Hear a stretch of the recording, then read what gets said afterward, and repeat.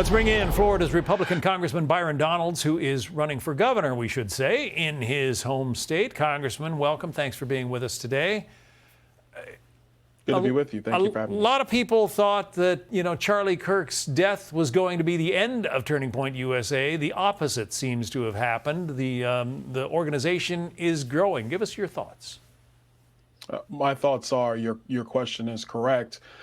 Charlie just didn't have a movement built around him, although he was definitely the focal point, no doubt about that. But he built an organization. He built a successful organization that could stand the test of time. And so it is really heartwarming to see more than 30,000 people out there. I'm going to land tonight and be there tomorrow. But it's really a testament to his vision, but also to his wife and to his team for being able to take up the reins to continue that vision into the future. Yeah, she has been speaking at the event, and she talked a lot about the ages of those who are participating. Listen. 1/3 of the attendees are students. 54% are female attendees. You came here to meet other people, to know that you're not in this fight alone. Students, raise your hands. Out of those students, put your hand up if you're in high school. Okay, all of you. I love it. I love my high schoolers. Is this an aberration, Congressman, or is there actually a conservative movement among the youth of this country?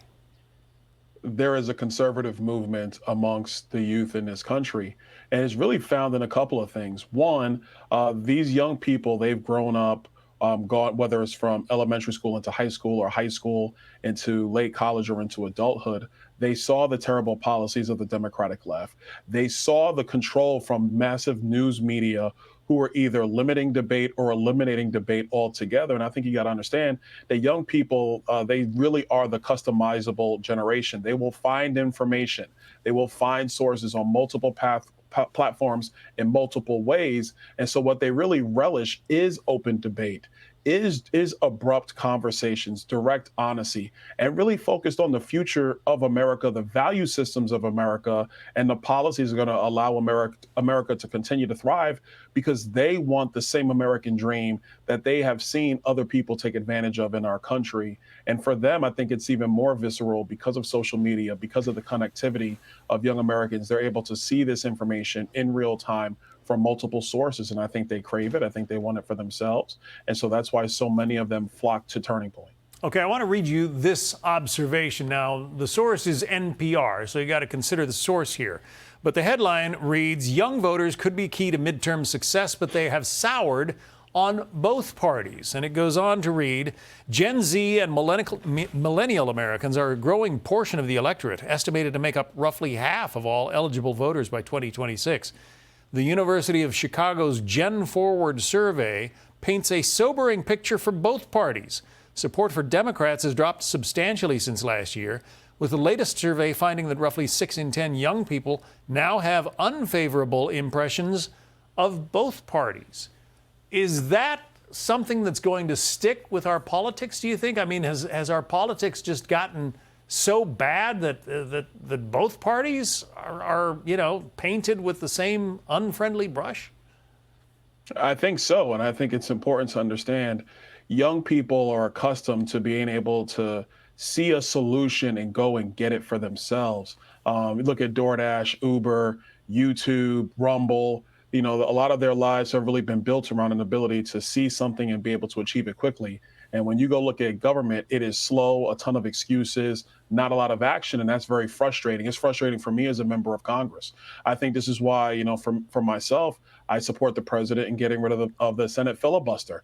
That way you can actually achieve policy wins on energy, on housing, on cutting spending. So you can actually have these systems of our government be sustainable for the future, sustainable for young people. So I think whether you're a Republican or a Democrat, young people are looking at all of the information, and what they're looking for is action that is based in common sense, based in principle, that is going to allow their lives to be just as good as their parents' lives or better. All right, I want to put up something from Newsweek. This is about Democrats unveiling a new plan to win young voters from Trump.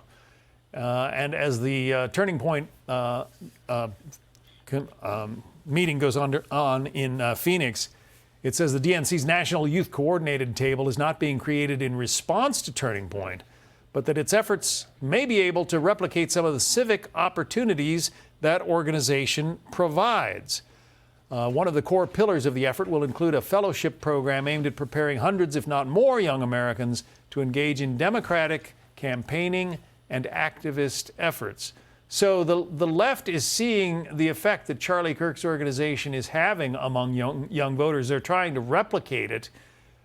Can they, and does that concern you as a Republican? I don't think they're going to be successful in trying to replicate something like Turning Point. They do lament that they don't have a organization or a strategy amongst young people to get them to be motivated. But the reason why I'm not overly concerned is because, yeah, the Democrats can put together an organization, but what is it going to be based upon? What is the value system? What are the policies? What are the cultural undertones that are going to allow it to continue to grow and be effective? And I think this is an issue that the Democrats in particular are running into, because their party really is a party of factions, not a party of ideals. And if you're going to be able to organize young people into the future, there are going to have to be some bedrock fundamental principles where you're going to have an agreement on. If you're just going to build an organization just because you have TDS and you oppose Donald Trump, that's simply not going to be durable enough. Even Turning Point USA, obviously 100% supportive of President Trump in the 2024 elections, the foundational principles of Turning Point are Western civilization, Judeo-Christian values, free markets, border security, common sense conservative principles that stand the test of time. They're really bigger than any one individual, and this is where the Democrats are going to fall short, in my opinion. Byron Donalds, Congressman and gubernatorial candidate in Florida. Congressman, thank you. Thank you. Click here to subscribe to the Fox News YouTube page to catch our hottest interviews and most compelling analysis. You won't get it anywhere else.